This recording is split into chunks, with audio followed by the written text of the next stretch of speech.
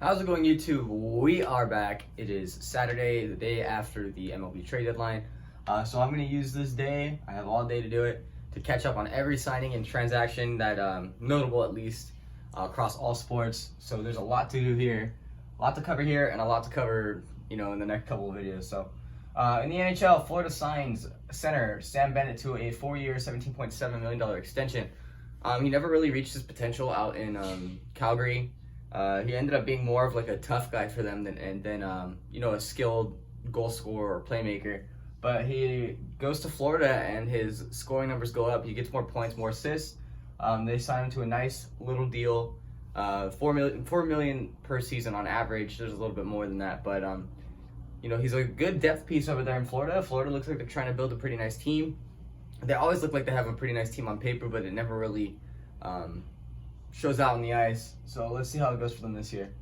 Winnipeg signs center Paul Stastny to a 1-year, $3.75 million deal. Another low-risk deal here.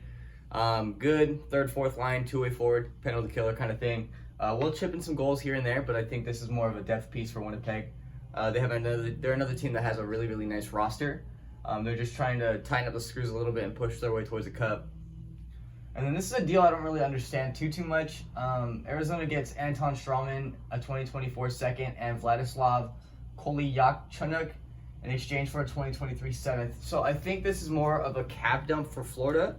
Strawman is past his time in the NHL, but he still has a pretty hefty contract, and Arizona's going to eat it. Probably with a buyout, maybe. I don't know what the deal's going to be with that. I don't know too much about the prospect down there, Vladislav Kolyachuk. But this looks like a cap dump, considering that Florida only gets a 2023 seventh.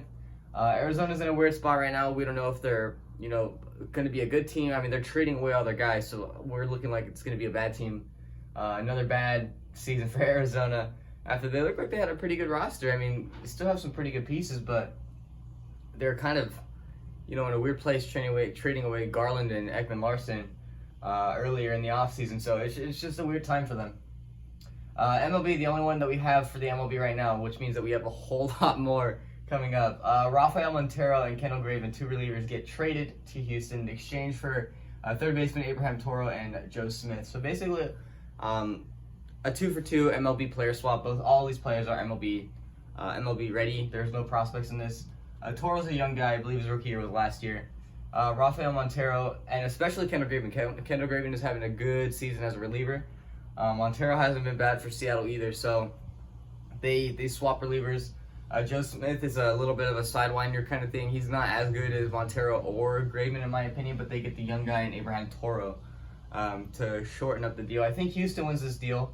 I think that they really addressed one of their biggest needs, and that was their bullpen. Their bullpen's been a little bit weak, but they add some key guys in there, and maybe they start to perform better out of the bullpen and really increase their really already good record.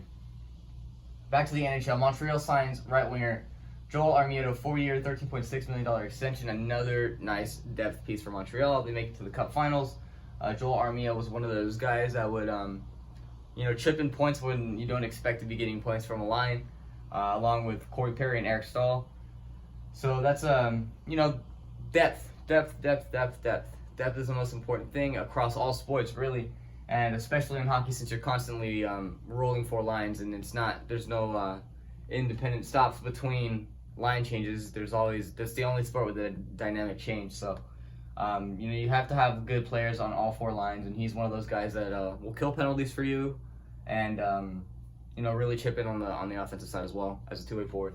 Boston extends Mike Riley 3 years, $9 million. Another depth piece. $3 million is a lot for a depth piece, but he's a pretty decent sixth defenseman. I think 5 or 6 defenseman, penalty killer, power play, two-way defender. Boston's a good team, and they know what they're doing over there, so I'm not even really going to question it. Florida extends Brandon Montour to a 3-year, $10.5 million deal. Another two-way forward. They got this guy from Buffalo. Extremely talented, young, plays both sides of the puck. I expect some big things out of him in Florida this year. I don't know how Buffalo couldn't really make anything out of him, but we'll see how he does in Florida.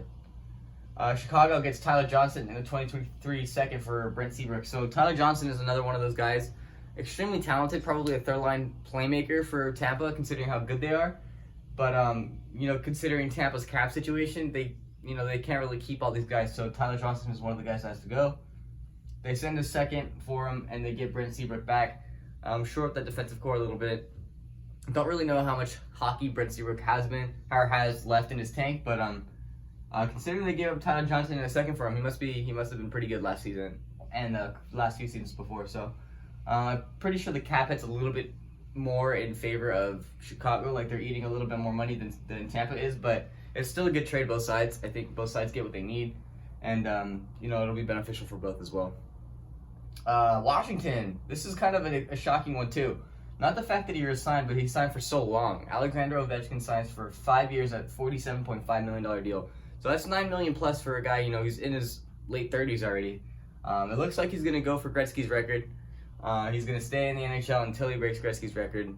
I don't know how many left he has. I think probably 100 left. So he can easily do it. He's, you know, I don't know if he has another 50-goal season in him, but 30-goal seasons are very, very obtainable for him no matter how old he is. He's always going to have that electric wrist shot and the electric power play one-timer. So that's always going to be there for him. So even if he just becomes a power play specialist, he can get he can get a lot of power play goals just with that one-timer. So a cornerstone of Washington for a long time already. They keep him around for 5 years and let him know that they're going to take care of him. Chicago gets goalie Marc-Andre Fleury in exchange for Michael Hakkarainen. This is a little bit of an interesting one too. It looks like that Vegas is going to go with Robin Lehner this year. But we don't know if Fleury's going to play. You know, he's considering retiring. So Chicago might have just gotten fleeced for a prospect. If Fleury decides not to play, I don't know how that's going to work out. If they're going to go, if they're going to cancel the trade or whatever the deal is going to be with that. But Fleury's on the Blackhawks now. And they're really, Chicago's really trying to make a push this year. They're really adding pieces like Tyler Johnson, like Fleury, guys in the last video. They're shoring up the core. They're making it nice and deep, and I'm interested to see what Chicago's going to do this season. Vancouver extends right wing Connor Garland 5 years, $24.75 million deal, right under $5 million for him. Nice sniper, small guy. I talked about him before when Arizona traded him. So Vancouver looks a little bit revamped as well. They've added some pieces. They're really trying to make a push after a disappointing season last year in the bubble.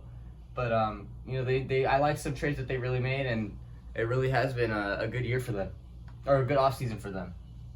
And the only NFL one that we have right here, tight end Logan Thomas, 3 years, $24 million, $8 million for a guy who pretty much had his breakout year last year. Whether we're gonna see sustain top 5, top 10 tight end play from him, we'll see. But he was really, really good for Washington. I expect him to be good this year. We'll see what happens from there. But that's gonna do it for this video. I really like Logan Thomas, by the way. That's gonna do it for this video. Leave a like if you enjoyed. Subscribe. Comment your guys' thoughts on these signings. If you guys would like to make a donation to the channel, it's No Hit Media on Cash App, and I will see you guys next time.